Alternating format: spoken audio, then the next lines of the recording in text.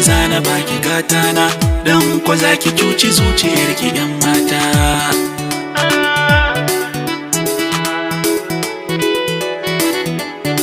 Ki daina sa a ranki zana baki gatana, dan ko zaki cuci zuciyar ki yan mata.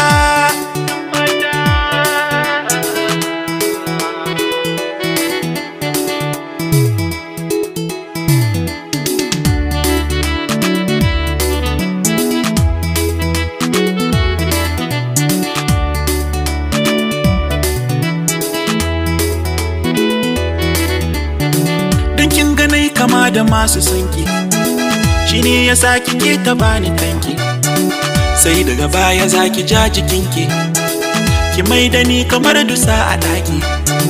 Yaron ka bai da kirki mai kama da shamuloki, wai ni yake wa shauki, wallahi kana da aiki, yoni ko duk garin ka ba maza me zan da kwanki. To kin gani ba za hakan da ni ba yan mata.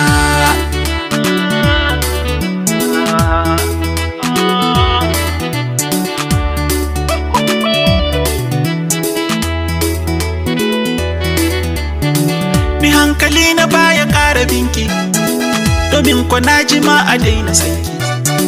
Sai dan nasiha wanda zana baki, ki daina raina wanda ke biɗarki.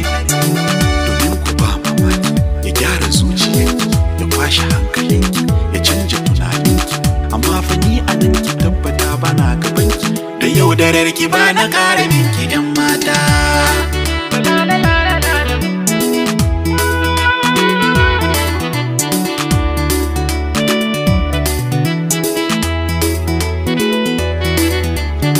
Tsakanina da keki ban na baki, amma batu na so aje a biki. Ki tabbata hakan shi zai fi sauki, domin ki tabbata na sha gabanki. Wayo ki san na liki, a arziki na liki, kyawu na zarci na ki, takama ina gabanki. Kyawun hali da shekaru ku kin san na ki. To ba abin da zani so gare ki yan mata.